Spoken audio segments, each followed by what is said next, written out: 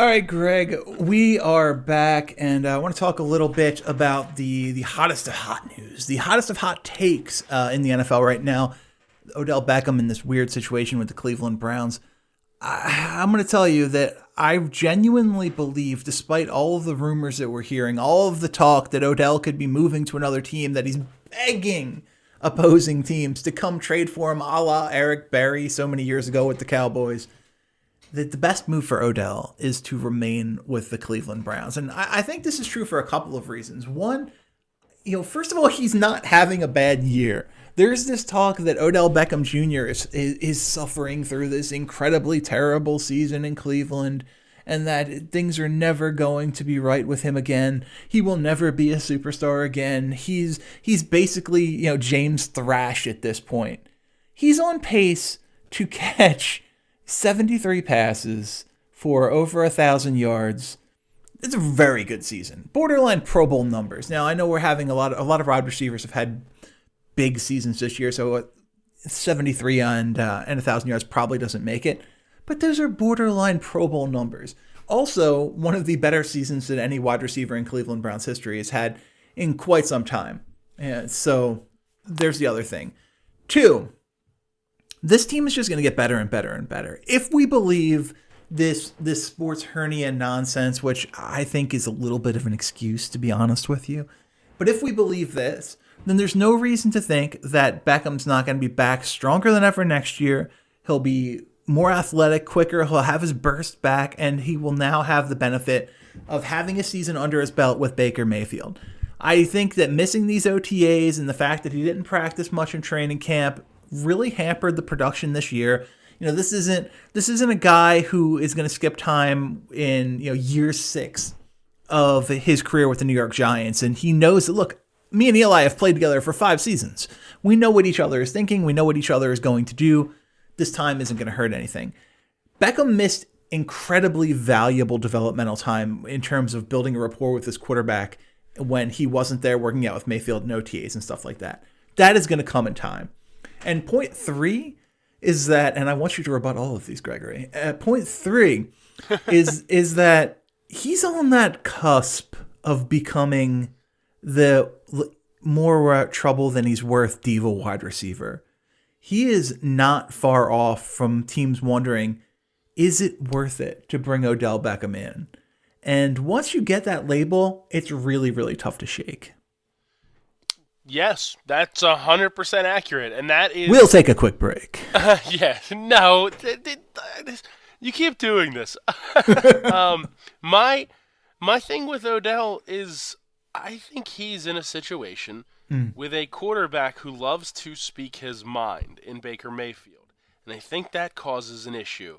When Odell was in New York, his issue was with the media.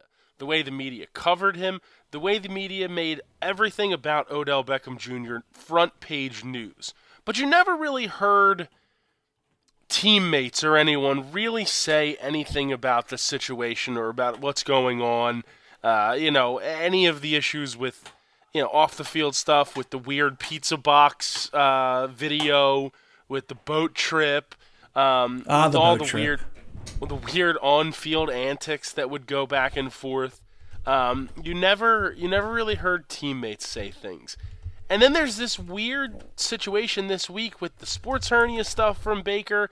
And Baker is he's a guy that wears his emotions on his sleeve and just kind of says what comes to him in a lot of situations. And especially like if you look at how he reacted to the Myles Garrett thing, and kudos to the way he handled that post-game press, on-field press conference was handled very well. This situation, whatever it is, not handled great. I don't think you should be commenting about other players' injuries. Mm-hmm. And I don't know how that's going to go over with a guy like Odell Beckham. And if the rumors are true that he's telling other teams to come save him, like Earl Thomas did with the Cowboys last year or 2 years ago, right before he broke his leg. Did I say Eric Berry? Was I wrong? You did say Eric Berry. It's okay. That's weird. It's a weird thing to do. But at that point, if you are the Browns and you think that you are going to get better, like you're saying that you're going to consistently get better, this is clearly a guy who is all about his own success. He's about the Odell Beckham Jr. show. It's not about the team. It's about what I can do. It's about, look at me. Here's my best plays. I'm out here doing all the individual one-handed catches, all that crazy stuff. And it's not about winning. It's about building that OBJ brand versus that. And if you're the Browns, you almost would look to part ways and add assets. Little Hinkie model for you. Get some assets for him, whatever you can get, and move on. You have a good enough team. You can upgrade at wide receiver. You're clearly covered at running back. You don't have to worry about that for a long time. Baker is obviously your guy. That he's gotten much better as the season's gone on. Your defense, if they ever let Myles Garrett back on the field, which I assume will happen next year, I mean, that's shored up. I just don't see a negative for Cleveland if they let him go, no matter how many catches he has. Well, the negative is you lose one of the preeminent playmakers in all of professional football. A guy who can change the course of a game with one catch and one cut. A guy who opposing defenses have to consistently plan against, and that opens up things for everyone else. I think this sports hernia thing is weird because, one, Odell doesn't strike me as a guy who suffers in silence. And if he's been dealing with this all year, then I think we would have heard about it before. I think that excuse or that justification would have come out prior to this. So do I think he's hurt? I think he's hurt a little. Do I think it's a sports hernia? I don't know about that. But if that's true, if it is a sports hernia, then he's just going to get better and better. Like, did they mishandle the situation? Sure. I don't see any negative at all to Baker Mayfield coming out, sticking up for his guy, saying that, look, this wasn't handled correctly. The training staff let us down. Is it the best thing to say for the morale of the front office? No, it's not. But it's only going to endear him to Odell Beckham because he's there supporting, and Beckham, he has his back. I'm not worried about that. I just don't see any reason where moving on from Beckham is something that would be in the Browns' best interest. And you talked about getting whatever you can get for him. Let's talk about depreciated value. How much value has Odell Beckham Jr. lost since last year when Cleveland traded effectively a first-round pick in Jabril Peppers, a actual first-round pick, and a third-round pick to get him? What is Beckham worth now? I mean, I still think you could get a first-round pick from someone. You may not get two, but I think that there are more than enough teams that would be willing to give that up. You're right. Beckham does have talent. That talent has racked up what? 2 touchdowns this year, 2 games over 100 yards.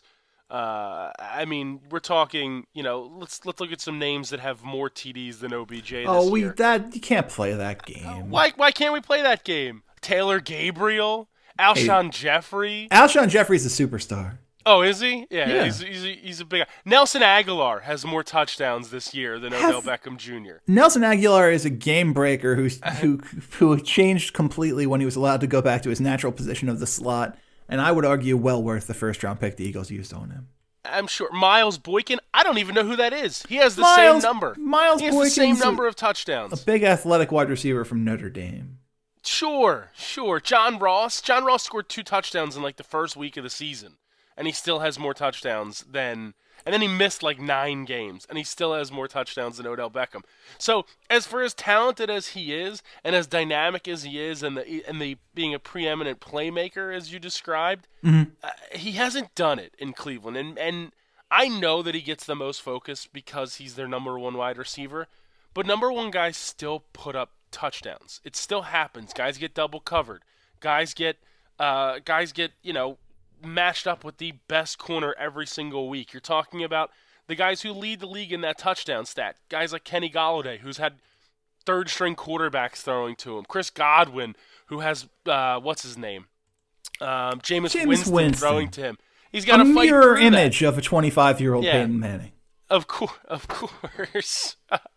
Allen Robinson, who's up there towards the top of the list, who has basically, a rookie quarterback in Mitch Trubisky throwing to him. I mean, Even A.J. Brown, rookies have more TDs. Cole Beasley for that awful Bills offense has more touchdown catches. Darius Slayton, he had 2 on Monday night. He had more touchdowns, or the same number of touchdowns on Monday night against the Eagles' terrible secondary than OBJ has all year. He has the exact same number. You're clearly drunk. You're drunk and you're raving.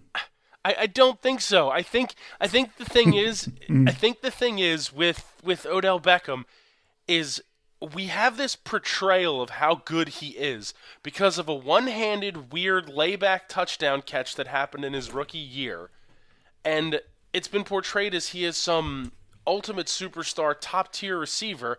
He's followed it up, sure, with some very, very, very good performances. Yes, but he's slowly dwindled now that he's been found out. But now that he has been figured out, he has been slowed down in these departments. You can say 73 catches. When was he figured out? What are you talking about? He goes 91 catches, 96 catches, 101 catches. In 2017 was the year he got hurt. Still had 25 catches in 4 games, on pace for 100. 2018, dealing with injuries again, 77 catches in 12 games. So that would also average out to over 100. When was he figured out? It's just this offense just hasn't come together yet. I don't think it has anything to do with being figured out. But I do want to talk to you really quick about figuring out where your opinions lie on the Browns game this weekend. The Browns head to Arizona to take on Kyler Murray and them Arizona Cardinals, and Bovada's got the Cardinals +3. Who do you like there? It's another situation where I think the underdog plays against them.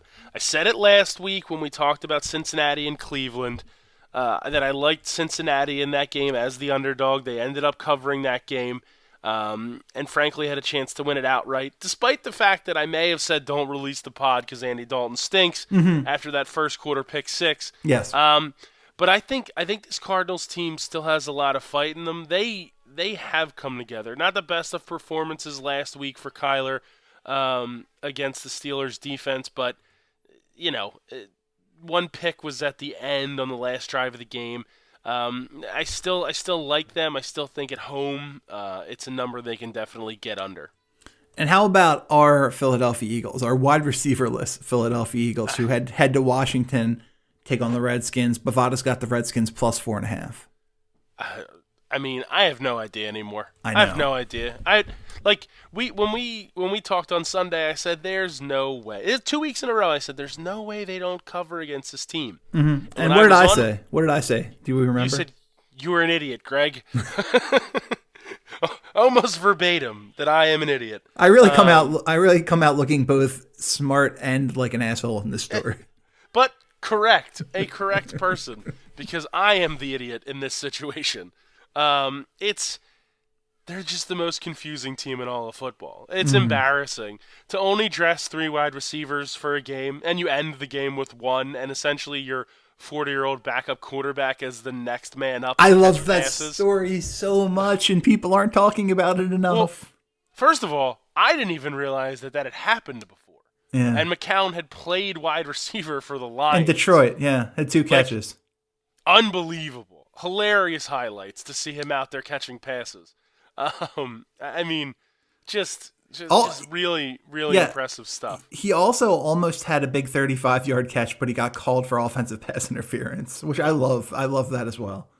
Well, that would fit right in with the Eagles' wide receiving core. Yeah.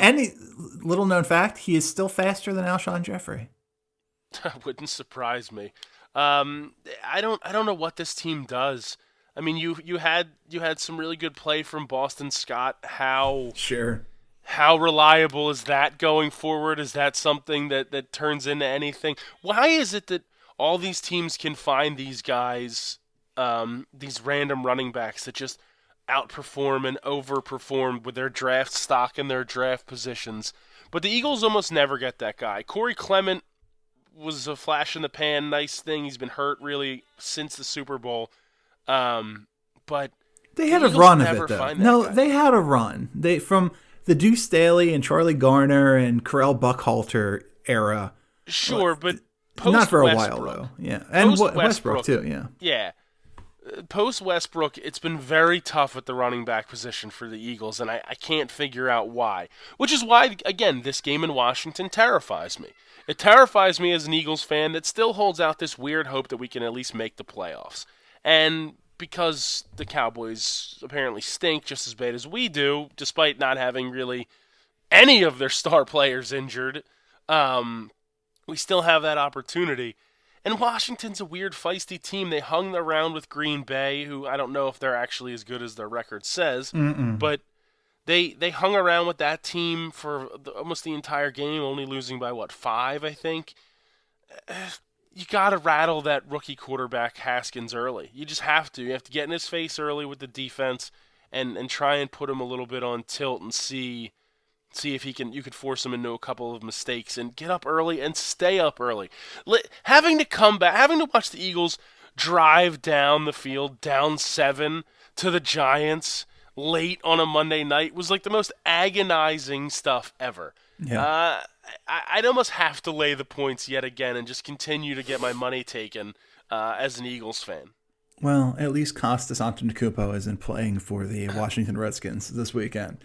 That's a good point. That's an inside joke of all inside jokes. To wrap up this Odell thing, you talk about having to trade him. Let me throw out a hypothetical for you. I love this situation too. The whatever the team is called, the Cleveland Browns. I haven't seen enough Cleveland Browns football over the last 5 years. I don't know the name of the team. The Cleveland Browns are offered the number 14 pick in the first round, as well as the third round pick from the Oakland Raiders in exchange for Odell Beckham Jr. Who says no? I don't know if Oakland can put themselves through another situation like this. I think Gruden has just got such a god complex, though. I mean, I know he probably considers himself some sort of wide receiver whisperer, but I don't know if they'd be willing to deal. They didn't really give up a ton for Antonio Brown, so third and fifth, I think. Yeah, so it's like it's a lot, but it's not a lot. You know what I mean? I still think the Raiders have to say no. Just keep riding with what you have. You've had a decent season, better than expectations, I think. You found a piece in Josh Jacobs. I think that there's a good chance that Gruden tries to go with his own guy and eventually Derek Carr finds his way to another team. But I can't see the Raiders making another trade for a potential diva wide receiver. Now, how could Odell Beckham Jr. in Las Vegas not work out perfectly? I mean, it would be, you want to talk about storylines, you want to talk about, drama off the field. There's only one thing that city could produce, and that's going to be drama and issues off the field. All right. Well, we are, I believe, at a stalemate here on our Odell thoughts. I believe I am right. I think the majority of America would side with me. We're going to take a quick break, and we'll be right back. Hello, football fans. Now, are you an Amazon Prime member? Did you know that you have Thursday Night Football through Amazon Prime? That's right, Thursday Night Football has returned to Prime Video for a third season. And the cool thing is, you can catch all the action on your TV or the web or on your mobile device. The experience is next level. Watch Prime Video's X-Ray feature and you can access, this is really cool, next-gen stats, play history, and team information, and it is all available on iOS and Android, Fire tablets, and Fire TV. Seriously, it's very cool. And if you're ready to hear a new take on the game, you can switch over to Sport Broadcast Legends, Hannah Storm and Andrea Kramer for play-by-play. So if you don't have cable, you're one of those cord cutters, or you simply want to experience the future of football, tune in this Thursday. Coverage begins at 7 o'clock Eastern Time, and kickoff is at 8:20 Eastern. Also available on Fox and the NFL Network simulcast subject to change. Thursday Night Football is presented by Bud Light Platinum. All right, Gregory, we're back for our third and final segment of this week's episode of You're Wrong, and here's why. We're going to talk about why Antonio Brown, another diva wide receiver, has talked himself out of getting another shot in the National Football League. Tell me why. This guy just cannot stop getting on Twitter and just yelling into the ether. Like, it's actually unreal. And all he does is take shots. He weirdly apologizes to Robert Kraft, but also takes shots at him. Like, I don't get it. I don't understand. And then today he's tweeting just basically like F the NFL, like all day.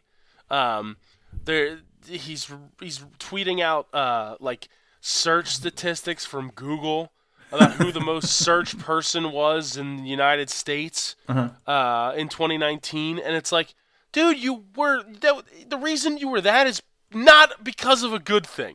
Let's the people on this list: Antonio Brown, right? Jussie Smollett, David Ortiz, who got shot, Andrew Luck retired, Bryce Harper signed the richest contract in the NFL, Myles Garrett hit a guy with a helmet, like. 21 Savage they found out that dude was actually like British or something. I don't know. I don't follow pop culture that much. Kevin Hart almost died in a car accident. R. Kelly, we don't even need to get into it. What happened to R. Kelly? I mean, R. Kelly has a multitude of problems. He's my child's godfather. Is there something I should know? You may want to Google it, Chris. I mean, you're talking about most of these people on these lists, it's not because of good things. Like, Robert Kraft's on this list, and that's because he had a couple trips to Florida. It's just, like, this is just, like, oh, I'm the most searched athlete in the world. I'm this, I'm that. I don't need the NFL. But then every other day you're tweeting back at the NFL. It's now reached that boiling point, which we sort of touched on last segment, where I don't think anybody's willing to deal with this, willing to touch this with a 200-foot pole. Like, I don't care how many routes he's running against random corners on high school fields. Like, I don't think an NFL team is going to want the circus that is going to follow Antonio Brown. Here's the thing that you failed to take into consideration. Talent wins out every single time. And especially discounted talent wins out every single time. And Brown is certainly going to have to take an immense discount for whomever the next team that signs him is. Look, I heard from Drew Rosenhaus himself, and Drew Rosenhaus is not a guy to lie or self-promote, that a number of teams are interested in bringing in Antonio Brown as soon as all this nonsense is resolved and he is cleared.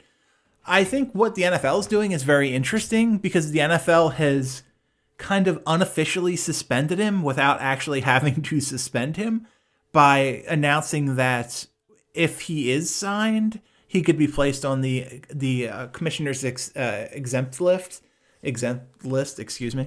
And so he's kind of been unofficially suspended already, and teams don't know what's coming next. But that's going to be less of a concern once the year's over and you're not worried about having this guy in for the end of the season. He's going to be on somebody's roster. He's going to be in training camp with some team next year. There's no question in my mind. It would be hilarious if it was the Buffalo Bills. I think that's the most apropos fit for him to end up being the elite star receiver in Buffalo, a team that he refused to go to like 5 months ago. But the talent wins out. There's no way in the world Antonio Brown's not getting another chance to play in the National Football League. I don't get what his plan is. Oh, he doesn't have a plan. I look and see. I don't even have to follow him on Twitter because it just gets retweeted and pushed out there so crazy on a daily basis that you're just like, dude, what are you doing? He's sending just random GIFs and random videos and highlights and talking about, getting in touch with God, and you're just like, man, like, just stay silent. Like, just stay silent and you help yourself out so much more. Because you're just bringing more and more attention, more and more circus, tweeting out free the GOAT, random videos of him catching touchdown passes from Tom Brady. Dude, you played one game. Like, I don't know what we're doing. I don't know what we're doing here. Like, we get it, man. You had a touchdown catch in the one game you played for the Patriots. Like, I don't know how to take that. I don't know what to interpret from this video. That he's the greatest wide receiver in the NFL today and deserves a chance to play football. Sure, but you can't keep tweeting F them when somebody brings up the NFL or somebody says there's a 0% chance that Antonio Brown ever plays another snap in the NFL, and that was from Marcus Mosher, whoever that guy is. Seems Reliable to be a reporter source, or Gregory. something. Yeah, but he tweets that, and you're randomly quote tweeting people and just saying F them. Dude, there's nowhere else to go. Hey, Vince McMahon's gonna come and bring you the XFL? Like, I don't know. I don't know. Serious talk here. How smart would some XFL team be to throw incredible amounts of money at Kaepernick and Antonio Brown? I mean, it would be ratings heaven. And jersey heaven. No, I mean they would make. And Vince McMahon he's a marketer. He is a marketer. So there is no doubt he knows how to merchandise these things. You could still walk around today and see, Stone Cold Steve Austin t-shirts. And a couple weeks ago, there's a new wrestling organization that's out there, AEW. Oh, we see the commercials everywhere. Of course, it's nonstop. But there was a guy in the front row the entire episode. He continued to point to his shirt and turn around, and he had a He Hate Me jersey on. Amazing. An original XFL He Hate Me jersey, which is unreal that you still have that, first of all, Amazing. number one. But number two, it just proves that Vince McMahon knew what he was doing back then, if not for some of the other poorly run things and weird, inopportune things that the 30 for 30 on that put out there. A team with Kaepernick and Antonio Brown on it would be just the exact thing that they need to get people to pay attention. That's what happened. The problem with the AAF is that nobody cared almost immediately. Week 1, it was cool, and then it just died because nobody cared and nobody was interesting. Unless you wanted to watch that old Alabama running back who played for the Colts. I can't think of his name. Trent Richardson. Yes. Unless you wanted to watch him score 2-yard touchdown passes or touchdown runs for the Birmingham whatevers, then you weren't watching that league. Okay, a couple things. One, the only Birmingham team I care about or will ever care about are the Birmingham Barons. Secondly, that was a giant missed opportunity because I actually weirdly thought the AAF's presentation was very good. Yeah. If you watched one of those games, like, you could be tricked into thinking like, oh, this is like showing a replay of an NFL game until you've then looked at the jerseys and all of that. But production values were great. I thought the commentators did a nice job. It was well put together. It just wasn't engaging in any way. I want to hit this Buffalo thing real quick again. Buffalo and Pittsburgh this weekend, because I think this game is fascinating. Juju's back, James Conner's back, and this Bills defense has just been playing out of its mind over the past couple of weeks. And Bovada has the Steelers -1.5 at home. Who do you like there? Duck Hodges seems to have revitalized this Steelers offense. I know they got the big punt return, which helped sort of propel them to the lead against the Cardinals, and then they let their defense sort of take over. Man, the Bills offense is the scariest part, which is why the Brown thing there is sort of the most intriguing.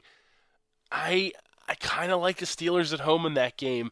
The Bills, as much as they controlled sort of Lamar Jackson for a part of that game, they sort of broke down and they have some openings. And I think the Steelers right now are the better coached team. They've sort of pushed all the right. I think they've pushed all the right buttons with all the adversity that they've faced against them. I'm not taking anything away from what Sean McDermott's done, fellow LaSalle alum. I'm not taking anything away from what he's done, from what he's done in Buffalo, mainly because I just don't. I think he's done a phenomenal job. I think he's been really excellent and sort of turned around a franchise that had been floundering for a very long time. But I think that Tomlin just has this weird magic touch. I mean, think about it, Chris. What was it, week 5 or 6? We were talking about Mike Tomlin being fired by the Steelers, and now all of a sudden they have a potential grasp at the 6th seed. It's a really interesting team right now, and I kind of like the Steelers. Fair enough.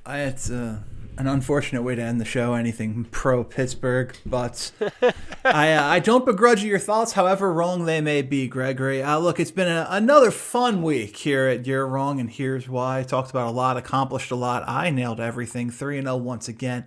And, we're looking forward to doing it again next week. For Greg Crone, I'm Chris Horwedel. Thanks for listening, and we'll see you back here next week.